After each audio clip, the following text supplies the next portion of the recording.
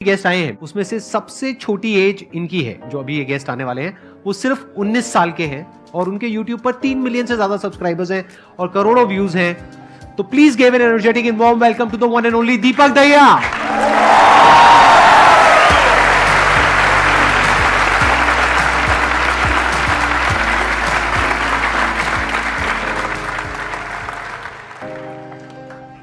थोड़ा सा आप अपने बारे में बताइए कि आपकी शुरुआत कैसे हुई, कहाँ से थॉट आया, इंस्पिरेशन आई। यूट्यूब जर्नी के बारे में बताऊं उससे पहले मेरी इच्छा है कि मैं आपके बारे में बताऊं कि मतलब आपको मतलब मुझे कैसे इंट्रोड्यूस हुआ था। मतलब मैं 8th क्लास में था, आज से 7 साल पहले की बात है।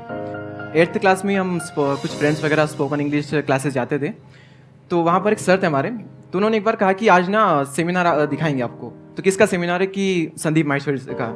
तो हमने पूछा ये कौन है? तो उन्होंने ये नहीं बताया कि मोटिवेशनल स्पीकर है या कोई बिजनेसमैन है। उन्होंने सिर्फ एक ही लाइन कही कि वो बंदा है जो मुर्दे में भी जान डाल दे।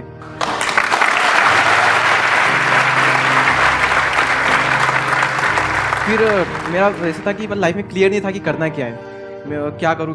मतलब करना बहुत कुछ, सर ने आग लगा दी अंदर की, पर ये समझ नहीं आ रहा करूं क्या मैं। तो रेंडमली फिर ये माइंड में आ ही गया कि मतलब अभी मैं क्या कर सकता हूँ। ये मेरा क्वेश्चन था कि अभी मैं क्या कर सकता हूँ, बात की छोड़ो। तो अभी एक ऑप्शन था कि हाँ मैं ये कर सकता हूँ। तो फिर वो मैंने स्टार्ट किया। और तब आपकी एज सिर्फ 16 साल थी। 16 साल की। कितने टाइम बाद जा करके आपको रिजल्ट मिला यूट्यूब से? 7 महीनों बाद। 7 महीने तक आपकी वीडियोस पे नॉर्मल व्यूज आ रहे थे? बहुत कम व्यूज। जो ज़्यादा वायरल हुई थी वीडियो, जिसकी वजह से मेरे काफ़ी सब्सक्राइबर्स गेन हुए, काफ़ी व्यूज़ आए चैनल पर, काफ़ी ऑडियंस आई, तो वो अराउंड 9 महीने बाद चैनल पर हुआ था, आप ये मान सकते हो। उसमें कुछ गलती हो गई थी मुझसे, मेरे को डालना कुछ छोड़ता हूँ, डाल कुछ छोड़ दिया था, वो वीडियो वायरल हो गई और आज इस वीडियो पे 26 मिलियन व्यूज थे। तो इस पूरी जर्नी में सबसे बढ़िया मूवमेंट कौन से थे और सबसे खराब मूवमेंट कौन से थे? सबसे बढ़िया मोमेंट था, मुझे अभी भी याद है, मेरे जब 1000 सब्सक्राइबर्स कंप्लीट हुए थे। सबसे खराब फेस कौन सा था आपकी लाइफ का? सबसे खराब फेस था, वो कैमरा पे शो नहीं कर सकते। हाँ, यहाँ जो ऑडियंस है उसको उनको बता सकता हूँ। ये अब आपको कट करना पड़ेगा, ये एडिट करना पड़ेगा। एडिट करना पड़ेगा। तो थोड़ा कम खराब बता दो जो कैमरे में हम दिखा सके। कम खराब तो ऐसा कुछ नहीं है, क्योंकि बट कैमरे में क्यों नहीं दिखा सकते कितना खराब? अच्छा, ब्रेकअप वगैरह कुछ था क्या? राइट। हाँ, तो नाम मत बताओ, वैसे लोगों को इसी में इंटरेस्ट आ रहा है। मतलब बाकी सबका इंटरेस्ट इसी में है जो आप नहीं बताना चाहते। अगर उसके बारे में थोड़ा बहुत कुछ बताना चाहते हो, बिना नाम लिए, बिना कुछ बोले, तो आप बता सकते हो। ब्रेकअप हुआ वो एक प्रॉब्लम, चलो नॉर्मल है, कईयों के साथ होती है, पर सबसे टफ चीज़ ये थी कि मेरा 12th का एग्जाम चल रहा था उस वक्त, और 12th में भी सबसे टफ पेपर जो मुझे लगता है मैथ्स का, उसी पेपर के जस्ट पहले सब कुछ हुआ था। उस पेपर के जस्ट पहले इक्वेशन चेंज हो गई थी। Right. I understand. Technical joke था, हर एक को समझ नहीं आया होगा। मेरा क्वेश्चन ये है कि ज़्यादातर मोटिवेशनल वीडियोस हम देखते हैं, लेकिन शॉर्ट टर्म का मोटिवेशन मिलता है। लॉन्ग टाइम तक मोटिवेटेड कैसे रह सकते हैं? हर वक्त हर कोई मोटिवेट नहीं रह सकता, वो चाहे मैं हूँ या फिर सर हो, हर वक्त तो एनर्जी हाई रह ही नहीं सकती।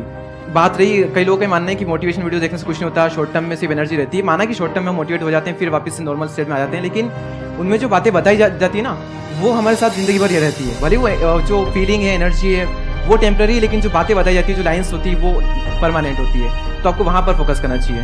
मोटिवेशन क्या होता है? एक होता है मोटिवेशन कि मैं यहाँ पर स्टेज पे खड़ा हो जाऊँ, या अपनी कोई वीडियो मेरी आप देख रहे हो जहाँ पे मैं पूरी एनर्जी के साथ आपको कुछ बोल रहा हूँ, आपको गूज़बम्प्स आ रहे हैं, रोंगटे खड़े हो गए हैं, जोश आ गया है, ये हो गया, उसको आप मोटिवेशन बोल सकते हैं। अगर मेरी 500 वीडियोस मैंने आज तक अपलोड करी है, उसमें से ऐसी कितनी है जो कि रोंगटे खड़े कर देने वाली है, और कितनी ऐसी है जो अंडरस्टैंडिंग के बारे में बात करती है?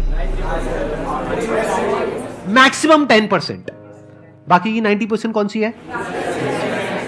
Understanding about life, about mind, about everything in life. क्योंकि अगर आप मोटिवेशन की बात करोगे, yes motivation is temporary, but जब मोटिवेशन काम आता है तो वही काम आता है। जैसे इनका अपना मोटिवेशनल वीडियोस का चैनल है, आई थिंक आपकी 90% जो वीडियोस है वो मोटिवेशनल है, राइट? तो जब मोटिवेशन की आपको जरूरत है तो मोटिवेशनल वीडियोस ही काम आएंगी ना। जैसे डेली हम कुछ खाते हैं तो वहां से एनर्जी मिलती है, फिर हम काम करते हैं। तो ऐसे ही मोटिवेशन है। मोटिवेशन कहो या कुछ पॉजिटिव थिंकिंग कहो, डेली आपको कुछ मिलता है तो उससे एनर्जी मिलती है, फिर आप अपने काम पे फोकस करते हो। वो मोटिवेशनल सॉन्ग भी हो सकता है, मोटिवेशनल वीडियोस भी हो सकती हैं, तो वो हो गया शॉर्ट टर्म। लेकिन बहुत सारी ऐसी बातें होती हैं जिसको अगर आप समझ लेते हो तो उसके बाद में वो जो अंडरस्टैंडिंग है वो हमेशा के लिए रहती है। देखो, मैं एग्जांपल देता हूं क्या है। मैं आपको बोलता हूं आप सब कुछ कर सकते हो, दुनिया की कोई ताकत आपको करने से रोक नहीं सकती, आगे बढ़ो, छोड़ दो सबको, ये वो व्हाटएवर। ये क्या है? मोटिवेशन है। अब मैं आपको कह रहा हूं कि ये जो माइंड है ना हमारा, ये रेस्टलेस है, तो ये क्वेश्चन मत पूछो कि माइंड को पीसफुल कैसे रखा जाए। ये पूछो कि अगर माइंड रेस्टलेस भी है तब भी हम कैसे अपने गोल पे फोकस रहे। ये क्या है? अंडरस्टैंडिंग है, which is based upon reality. Sir मेरा क्वेश्चन आपसे ये है कि कई बार ऐसा होता है कि ना चाहते हुए मैं किसी को हर्ट कर देती हूँ, चाहे फिर वो मेरे पेरेंट्स हो, मेरे सिबलिंग्स हो या फिर फ्रेंड्स हो। पेरेंट्स और सिबलिंग तो समझ जाते हैं कि वो मुझे जानते होते हैं कि इसने अगर कुछ बोला है तो क्यों बोला है, लेकिन कई बार फ्रेंड्स नहीं समझ पाते और इस वजह से ऐसा होता है कि उनसे बिल्कुल ही मतलब बातचीत बिल्कुल ख़त्म हो जाती है। तो फिर उस वहाँ पे मेरा दिमाग नहीं लग रहा होता है, डिस्ट्रैक्ट होती रहती हूँ। तो उस चीज़ को मैं कैसे कंट्रोल करूँ? अगर आप कुछ करोगे ना, उसका प्लस भी है माइनस भी है। अगर आप चाहते हो जिंदगी में कोई आपसे हर्ट ना हो तो कुछ बोलो ही मत। जहां आपने मुंह खोला, कुछ बोला, तो उसमें से कुछ बातें किसी को अच्छी लगेंगी, किसी को बुरी लगेगी, कुछ को बुरी लगेंगी। तो this is part of the package. ऐसा नहीं हो सकता कि आप अपने मुंह से कुछ भी बोलो, चाहे अपने दोस्तों को, रिलेटिव्स को, इसको उसको, किसी को भी कुछ भी बोलो और सब कुछ अच्छा ही अच्छा लगे सुनने में। वो तब हो सकता है जब आप बहुत बढ़िया एक्टिंग करना जानते हो, लेकिन वो एक्टिंग कुछ देर तक तो आप कर सकते हो, लेकिन अपने फ्रेंड्स के साथ कब तक एक्टिंग करते रहोगे? घर में कब तक करोगे?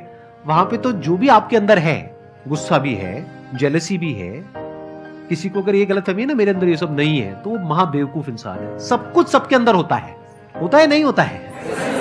तो हमारे अंदर पॉजिटिव भी होता है, नेगेटिव भी होता है, अच्छे से अच्छा भी कुछ है हमारे अंदर बुरे से बुरा भी कुछ है। तो जैसे ही कोई इंसान हमारे साथ में रहता है या रहती है, वक्त बिताते हैं साथ में, तो उनके पत्ते खुलने लग जाते हैं। आपकी जो वीकनेसेस हैं वो भी सामने वाले के आगे आती है, वो किसी को नहीं चाहिए। फॉर एग्जाम्पल आपके पेरेंट्स हैं, आप क्या चाहोगे? वो आपसे अच्छे से बात करें या गुस्से से बात करें? अच्छे से बात, बट गुस्सा तो है उनमें, तो कभी ना कभी तो गुस्सा आएगा। जब आएगा तो आपको उन पे गुस्सा आएगा, ये भी नेचुरल है। तो इस बात को अच्छे से समझ लो कि लाइफ में जब भी कुछ करोगे तो वहां पे सक्सेस फेलियर रहेगा ही रहेगा, पॉजिटिव नेगेटिव रहेगा ही रहेगा, अच्छाई बुराई रहेगी रहेगी, लव भी मिलेगा, हेट भी मिलेगा, सेम इंसान से मिलेगा लाइफ के अलग अलग फेजेस में। आज आपको लगेगा इससे बढ़िया तो कोई इंसान ही नहीं, आपको लग रहा है अरे वाह क्या बात है, मेरी तो किस्मत खुल गई है। वो अगले दिन आप कह रहे हैं कहाँ फंस गया, ये कहाँ किन चक्रों में पड़ गया, अकेला ही अच्छा था, अकेली अच्छी थी, व्हाटएवर, राइट? ये पार्ट ऑफ लाइफ है। तो इन बातों को धीरे धीरे जैसे जैसे हमारी एज बढ़ती है तो हमको ये बातें समझ आने लगती है। इन अदर वर्ड्स, इस प्रॉब्लम का जो सोल्यूशन है वो क्या है कि आपके पास में कंस्ट्रक्टिव कोई गोल होना चाहिए लाइफ में, जिसकी तरफ आप आगे बढ़ते ही चले जा रहे हैं। ये सब जो चीजें हैं ना फिर इतना असर नहीं करेगी। अगर आप वेले हो, खाली हो, तो ये सब चीजें आपको बहुत तंग करेंगी। दीपक सर, मेरा क्वेश्चन आपसे है कि like when you were in 12th, so unlike us you thought that आपको यूट्यूब में जाना है and you did it. 11th में, हाँ। So do I am also in my CA finals, so मेरे को भी लाइक उसके साथ कुछ करना है, बट पता नहीं चलता कि like what to do. So like आपको जैसे अपना यूट्यूब कैसे मिला, मेरे को वो पूछना है आपसे, like how you ended up with YouTube. वही मैंने बताया था ना कि 11th चल रही है क्लास, लेकिन इसके साथ साथ मुझे कुछ ना कुछ करना है। जैसे पढ़ाई में ठीक ठाक भी, ऐसा नहीं कि उसको पूरी तरह से छोड़ दिया, तो कुछ ना कुछ करना है। तो एक ही ऑप्शन लग रहा था कि हम यही कर सकते हो, इसके अलावा और कहीं जाकर कुछ तो कर नहीं सकता, क्योंकि स्कूल वहीं पर तो वहीं पर रहना है। तो वही ऑप्शन था, कुछ ना कुछ करना था। कुछ करने की जो आग होती है ना अंदर, वही आपसे कुछ ना कुछ करवा ही लेगी और अंदर से निकल के आएगा एक न दिन कि हाँ मुझे ये करना है। अभी पता नहीं होता हमें कि क्या करूँ क्या करूँ क्या करूँ, लेकिन जब होता है ना अंदर से, तो कुछ ना कुछ कहीं ना कहीं से ऐसा निकल करके आएगा, फाइनल मिलेगा कि हाँ मैं इसके लिए बनाऊँ, ऐसा होगा। सर हमारा ये क्वेश्चन है कि कई बारी हम न्यूट्रल नहीं रह सकते लाइफ में, कि हमें कोई सिचुएशन संभालनी है, लेकिन हम कितनी कोशिश कर लें वो उल्टी ही होती जा रही है, मतलब छूटता ही जा रहा है कुछ ना कुछ, और वो हमारे जो आसपास सराउंडिंग है, हमारे लोग हैं, उनको अफेक्ट कर रही है और हम कुछ भी नहीं कर पा रहे उसमें। सर हम क्या करें उस वक्त? कई बार कुछ ना करना ही सॉल्यूशन होता है। टाइम के साथ साथ वो चीज अपने आप हील हो जाती है। जैसे फॉर एग्जांपल आपके यहाँ पे मान लो कुछ चोट लग गई, अब आपको खुजली हो रही है, उसको खुजाओगे तो क्या होगा? जख्म और गहरा हो जाएगा। तो अब सोल्यूशन क्या है? कुछ करना है या कुछ ना करना? कुछ ना कर। कुछ सिचुएशंस ऐसी होती है जब आपको समझ आ जाता है कि करने से वो सिचुएशन और बिगड़ेगी, यानी खुजली हो रही है, जितना खुजाओगे और जख्म गहरा होता जाएगा और वो और टाइम लेगा। तो आपको क्या करना है ताकि आपका ध्यान उस खुजली की तरफ ना जाए? कोई और काम करो, बिजी रहो।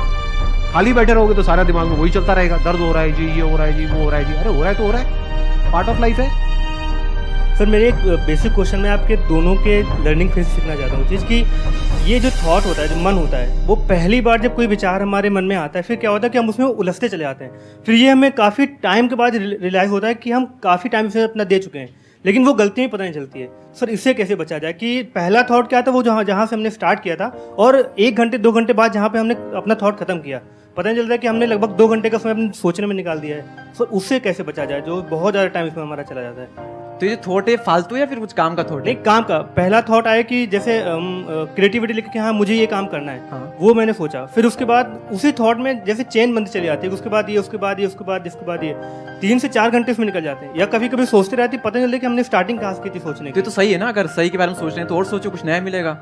अगर कुछ भी इन्वेंशन होता है तो ऐसे ही तो होता है, सोच करके ही होता है, और थिंकिंग से ही होता है। नेगेटिव थिंकिंग बुरी है और थिंकिंग बुरी नहीं है।